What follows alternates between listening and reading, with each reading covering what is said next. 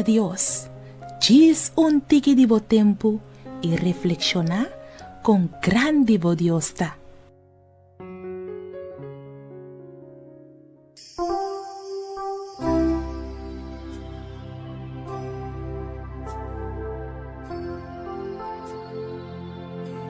Uma inta bendicionar para cada uno de vós. A minha inta é título de nossa reflexão, da titular No Mais Lloramento. E é versículo que nós também meditar e bater, da guardo añade em book de Salmo, capítulo 34, versículo 19. Hope da aflicção não é justo, mas Senhor ta libre for dinang tur. Dios no alubida ribabo. Quizás ahora que você pensa que Dios alubidabo, Dios te estimabo más que qualquer outra persona. Dios jamás por alubidar ribabo. Talvez aí tem solamente uma persona que o mestre pone bo confiança dentro e a persona está Jesus.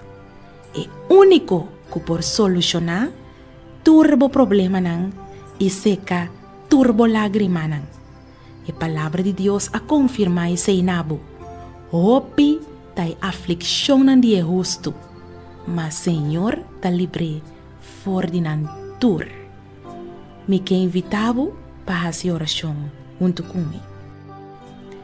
Tata Santo, mas danke que botei e que cada um de nós por confiar em bom tempo e em mal tempo. Da nossa oração, em nome de Jesus. Amém. Dona Deus, diz um tiki de bo tempo e reflexionar com grande bo Deus ta.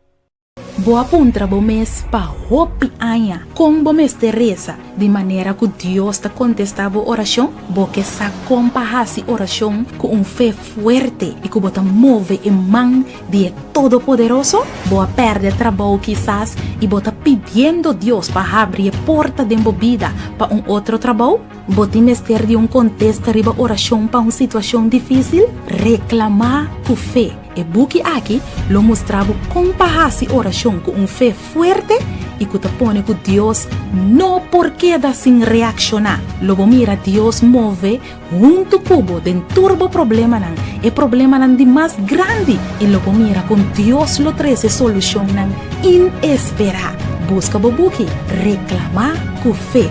Escrevi para Naira Lin Felicia.